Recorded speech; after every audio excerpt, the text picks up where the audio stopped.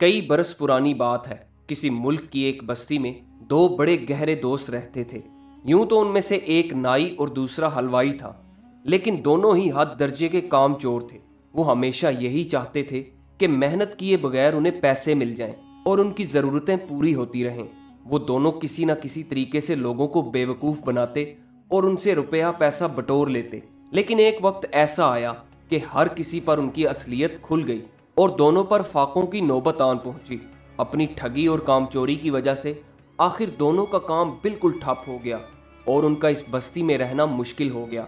मजबूरन उन्हें अपनी बस्ती छोड़कर वहां से जाना पड़ा। वो दोनों रास्ते में चलते जा रहे थे और आपस में बातें भी किए जा रहे थे। हलवाई कहने लगा, मैं तो आज तक अपनी मिठास भरी बातों से लोगों को बुद्धू बनाता रहा, लेकिन अब परेशान हूं कि हम कहाँ जाएंगे। ऐसी बस्ती का मिलना बड़ा मुश्किल है जहां कोई मेहनत किए बिना हमें ऐश की जिंदगी गुजारने का मौका मिल सके।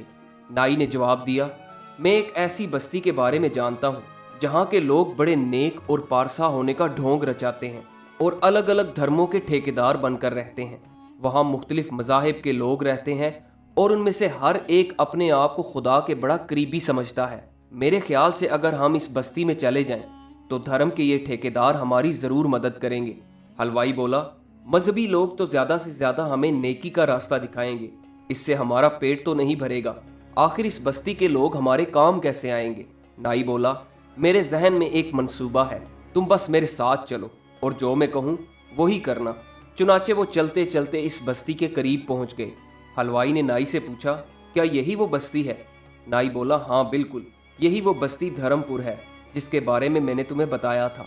जब वो धर्मपुर में दाखिल हुए तो वहाँ मुसलमान, हिंदू, सिख और ईसाई मजहब के लोग सब के सब इकट्ठे रह रहे थे। हलवाई ने हैरान होकर कहा, वाह यार, आज पहली बार ऐसी बस्ती देखी है जिसमें मुख्तलिफ मज़ाहिब के लोग एक ही जगह बड़े इत्तेफाक से रहते हैं। नाई बोला, ज़रा तुम सब्र करो, ये लोग तुम्हें बज़ाहिर तो बड़े नेक और परहेजगार नजर आते हैं। असल हकीकत का तब पता चलेगा जब तुम कुछ वक्त इनके दरमियान गुजारोगे। हमें यहाँ बस अपना काम करना है और जितनी जल्दी मुमकिन हो सके यहाँ से चले जाना है। वो इस बस्ती की गलियों में चलते रहे। हलवाई उन लोगों को देखकर हैरान होता रहा। सब धर्मों के लोग एक दूसरे से अपने अपने धर्म और मजहब के मुताबिक मिलते जुलते और बज़ाहिर उनमें बड़ा ही इत्तेफाक नजर आता। ये सब मंजर देखकर हलवाई ने नाई से कहा, यार, इन लोगों का आपस में प्यार, इंसानियत और ज़बान की मिठास देखकर मुझे तो अपनी बनाई हुई मिठाइयाँ भी फीकी महसूस होने लगी हैं। नाई बोला, मेरे दोस्त, ज़रा सब्र रखो, कुछ देर बाद तुम्हें मेरी कैंची और उस्तरा इतना धारीदार मालूम नहीं होगा जितना इन लोगों की ज़बान और सोच है। दोनों चलते चलते एक चौराहे पर जा पहुंचे। नाई ने हलवाई से कहा, तुम यहाँ लेट जाओ और ये चादर अपने ऊपर ओढ़ लो। जब तक तुम्हें मैं ना कहूँ हरकत मत करना। हमें अगले साल भर की कमाई इसी चौराहे से मिलने वाली है। बस तुम इस बस्ती के सबसे नेक, अच्छे और पारसा लोगों को देखते जाना। चुनाचे नाई चौराहे पर खड़ा हो गया और हलवाई चादर ओढ़े लेट गया। कुछ ही देर बाद एक मुसलमान वहां पर आन पहुंचा। वो हलवाई और नाई को देखकर रुक गया और बोला, खैरियत है? ये कौन है जो चादर में लिपटा हुआ है? नाई बोला, मैं खुद इस बस्ती में एक अजनबी हूँ। आज मैं इस बस्ती में दाखिल हुआ तो मुझे ये आदमी गली में गिरा पड़ा मिला।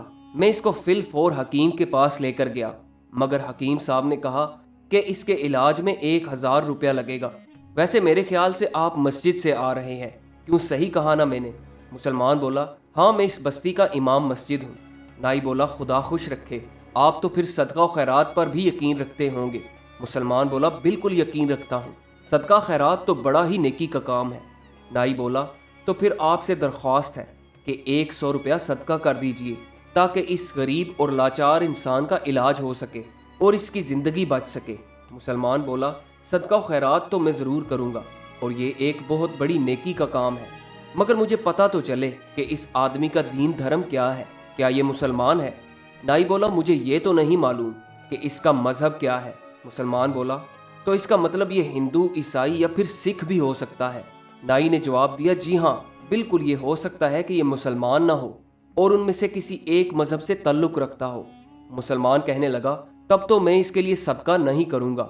अगर मैं सदका कर दूँ और ये मुसलमान ना निकला तो मुझे इसका सवाब कैसे मिलेगा? नाई कहने लगा, मगर हजूर, ये मुसलमान ना ही सही, अगर किसी दूसरे मजहब से भी ताल्लुक़ रखता हो फिर भी इंसान तो है ना। मुसलमान कहने लगा, मगर जनाब सदका तो मैं मुसलमान को ही देना मुनासिब समझता हूँ।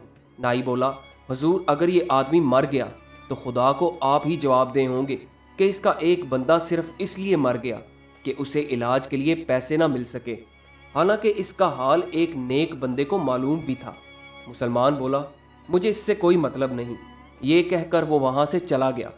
नाई ने हलवाई से सरगोशी की, मेरे दोस्त तुमने इस नेक और पारसा की बातें सुनी? हलवाई बोला, हाँ दोस्त, मैं तो हैरान हूँ।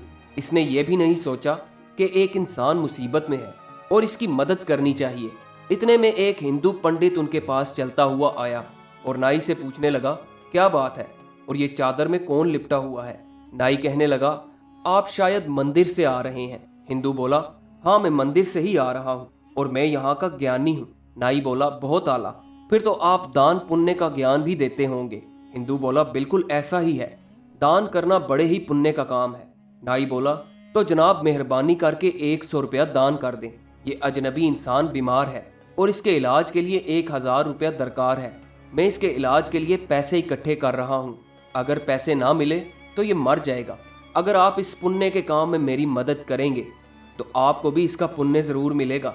हिंदू बोला, बिल्कुल दुरुस्त कहा, दान करना बड़े ही पुण्य का काम है और मुझे दान करने में कोई मसला नहीं, मगर मुझे पता तो चले कि इस आदमी का धर्म क्या है। नाई बोला, जनाब मुझे इस बात का इल्म नहीं, शायद मुसलमान हो, शायद सिख हो या फिर ईसाई भी हो सकता है, मगर इससे क्या फ़र्क पड़ता है जनाब, आखिर है तो ये एक इंसान ही ना। हिंदू कहने लगा, बहुत फ़र्क पड़ता है। अगर मैंने उसे दान कर दिया और ये हिंदू ना निकला तो मुझे दान करने का पुण्य नहीं मिलेगा। एक हिंदू केवल एक हिंदू को ही दान करता हुआ अच्छा लगता है और ऐसी ही सूरत में उसे पुण्य मिलेगा। चूँकि इस आदमी के धर्म के बारे में मुझे मालूमात नहीं, इसलिए मैं उसे दान नहीं करूँगा। ये कहकर वो हिंदू भी वहाँ से चला गया। कुछ ही देर बाद एक ईसाई पादरी वहाँ आन पहुँचा और कहने लगा, क्या बात है, तुम चौराहे पर क्यों खड़े हो और ये चादर ओढ़े कौन लेटा है? नाई बोला, क्या आप चर्च से आ रहे हैं? ईसाई बोला, हाँ बिल्कुल, मैं इस बस्ती के चर्च का पादरी हूँ। नाई बोला, फिर तो आप चैरिटी पर भी यकीन रखते होंगे। पादरी बोला, क्यों नहीं, ये एक बहुत अच्छा काम है, इससे खुदा खुश होता है। नाई बोला, तो जनाब मेहरबानी करके 100 रुपया चैरिटी कर दें। मैं इस आदमी के इलाज के लिए पैसे इकट्ठे कर रहा हूँ, इसके इलाज के लिए 1000 रुपया दरकार है। पादरी बोला, मैं चैरिटी के लिए पैसे तो दे दूँ, मगर पता तो चले कि इस आदमी का ताल्लुक किस मज़हब से है। नाई बोला, इस आदमी के मज़हब का तो मुझे पता नहीं, मगर मैं इतना जानता हूँ कि ये एक इंसान ज़रूर है और मैं इंसान होने के नाते इसकी मदद करने की कोशिश कर रहा हूँ। पादरी बोला, अगर मैंने चैरिटी कर दी और ये ईसाई ना निकला तो मुझे इसका सवाब नहीं मिलेगा। ये कहकर वो पादरी भी वहाँ से चला गया। कुछ ही देर बाद एक सिख वहाँ पर आया और इसने भी वही सवाल किया। नाई बोला, जनाब अगर आप दान देने को नेकी का काम समझते हैं तो मेहरबानी करके 100 रुपया दान कर दीजिए, इस आदमी को इलाज के लिए पैसों की ज़रूरत है। सिख बोला, मैं दान ज़रूर करूँगा, मगर पता तो चले कि क्या ये आदमी सिख है या किसी और मज़हब से ताल्लुक़ रखता है। नाई बोला, इसके मज़हब का तो पता नहीं, मगर ये एक इंसान ज़रूर है और इसी वजह से मैं इसकी मदद करने की कोशिश कर रहा हूँ। सिख बोला, अगर मैंने दान कर दिया और ये सिख ना निकला तो मुझे इसका पुण्य नहीं मिलेगा, लिहाजा मुझे इजाज़त दो। सिख के जाने के बाद नाई ने हलवाई से सरगोशी की, देखा मेरे दोस्त, क्या ही खूब नेकोकारों और पारसाओं की बस्ती है। हलवाई बोला, हाँ मेरे दोस्त, तुमने ठीक कहा, मगर अभी तक हमें किसी ने एक फूटी कोड़ी नहीं दी, तो पैसे कहाँ से मिलेंगे? नाई बोला, मेरे दोस्त बस कुछ और देर सब्र करो, तुम्हें आज यहाँ से इतने पैसे मिलेंगे कि साल भर कुछ करने की ज़रूरत नहीं पड़ेगी। नाई और हलवाई कई घंटों तक चौराहे पर खड़े रहे। इतने में वही मुसलमान दोबारा उनके पास आया। इसने नाई से पूछा, तुम अभी तक यहाँ खड़े हो, क्या इस आदमी के लिए पैसे इकट्ठे नहीं हुए? नाई बोला, हुजूर पैसे इकट्ठे नहीं हुए और अफसोस इस बात का है कि इस आदमी का इंतकाल हो चुका है। मुसलमान बोला, ओहो ये तो बहुत बुरा हुआ, क्या कुछ पता चला कि इसका मज़हब क्या था? नाई बोला, मज़हब का तो पता नहीं चला, मगर मरते वक्त इसके हाथ में एक अल्लाह वाला लॉकेट था। मुसलमान बोला, फिर तो ये एक मुसलमान था और ये अल्लाह वाला लॉकेट इस बात की ज़मानत है। नाई बोला, जनाब अब क्या फ़र्क पड़ता है, अब तो ये आदमी मर चुका है, अब तो मैं ये सोच रहा हूँ कि उसे दफना दूँ या फिर जला दूँ। मगर इसमें भी तो कम से कम 20,000 रुपये लगते हैं। मेरे ख्याल से उसे करीबी नहर में फेंक देना चाहिए। मुसलमान बोला, हरगिज़ नहीं। इस आदमी के पास अल्लाह वाला लॉकेट था जो इस बात की ज़मानत था कि ये मुसलमान था, इसलिए इसकी आखिरी रसूमात मुसलमानों के तरीके से ही होंगी। इसके जनाजे की नमाज पढ़ी जाएगी। मुसलमान ने अपनी जेब में हाथ डालकर पैसे निकालते हुए कहा, अगर 20,000 रुपये चाहिए तो ये लो। नाई बोला, बहुत बहुत शुक्रिया, मैं इस 20,000 रुपये से इसके कफन दफन का इंतज़ाम करता हूँ। आप शाम के वक्त साथ वाले कब्रिस्तान पहुँच जाना। अब आप जा सकते हैं। मुसलमान के जाने के कुछ ही देर बाद वही पंडित नाई के पास आया और कहने लगा, तुम अभी तक यहाँ खड़े हो, क्या इस आदमी को किसी ने दान नहीं दिया? नाई बोला, नहीं जनाब, और अफसोस की बात यह है कि इस आदमी की मृत्यु हो गई है। पंडित बोला, ओहो, ये तो बड़े दुख की बात है, मगर इसके धर्म का पता चला? नाई बोला, महाराज, इस बात का तो मुझे पता नहीं, मगर मरते वक्त राम राम कह रहा था। पंडित बोला, फिर तो ये एक हिंदू था। नाई बोला, अब क्या फ़र्क पड़ता है महाराज, अब तो ये मर चुका है और इसको दफनाने या जलाने के लिए भी पैसे मेरे पास नहीं है। मेरे ख्याल से मैं खुद ही कोई घड़ा खोद कर उसे दफना देता हूँ। पंडित बोला, बिल्कुल नहीं, इसका अंतिम संस्कार हिंदू धर्म के मुताबिक ही होगा। नाई बोला, जनाब, इसमें तो 20,000 रुपये लग जाएंगे और मेरे पास तो इतने पैसे हैं ही नहीं। पंडित बोला, इसकी तुम फिक्र ना करो, ये लो 20,000 रुपये, अब इसका अंतिम संस्कार हिंदुओं की तरह ही करना। नाई बोला, बहुत खूब जनाब, आप शाम को शमशान घाट पहुंच जाना, मैं उसे लेकर वहां आ जाऊंगा। फिर पंडित के जाने के बाद ईसाई पादरी भी वहां पहुंच गया। पादरी बोला, तुम अभी तक यहाँ खड़े हो, क्या इस आदमी को किसी ने चैरिटी नहीं की?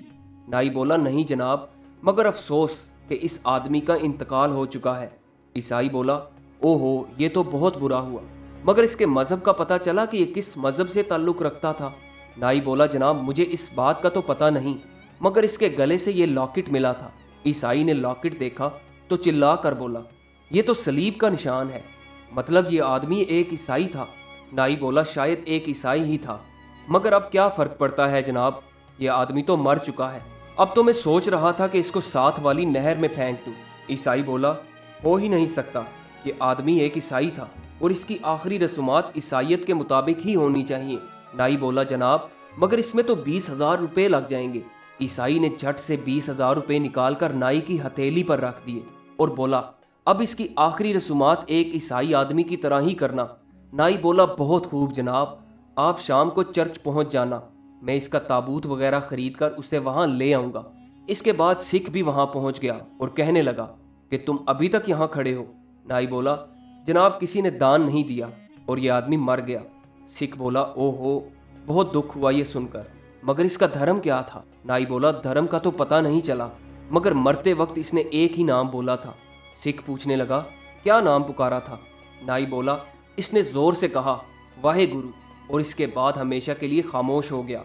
सिख बोला, फिर तो ये आदमी सिख धर्म का था। नाई बोला, जनाब, अब क्या फ़र्क पड़ता है, मैं तो अभी उसे नहर में फेंकने जा रहा हूँ। सिख बोला, हरगिज़ नहीं, इसका क्रियाक्रम सिख धर्म के मुताबिक होगा। नाई बोला, जनाब, इसके लिए तो 20,000 रुपये दरकार हैं। सिख ने 20,000 रुपये नाई को दिए और बोला, अब तुम चिंता छोड़ो और इसका क्रियाक्रम करने की तैयारी करो। नाई बोला, बहुत खूब, आप शाम को शमशान घाट पहुंच जाना, मैं उसे लेकर वहां आ जाऊंगा। इसके बाद सिख भी वहां से चला गया। नाई ने हलवाई से कहा, उठो मेरे दोस्त, जाने का वक्त हुआ चाहता है। हलवाई बोला, हाँ चलते हैं। चुनाचे दोनों ने पैसे समेटे और वहां से चलने के लिए तैयार हो गए। चलते चलते हलवाई ने नाई से कहा, जरा इन धर्म के ठेकेदारों की हालत तो देखो, जिंदा इंसान की कदर नहीं करते और जब इंसान मर जाता है तो कुछ भी करने के लिए तैयार हो जाते हैं। नाई बोला, दोस्त, बिल्कुल सही कहा तुमने, मगर ये लोग दीन धर्म के सिर्फ ठेकेदार ही हैं। कुछ लोग ऐसे ही होते हैं जो दीन और धर्म को अपनी मर्जी के मुताबिक इस्तेमाल करते हैं।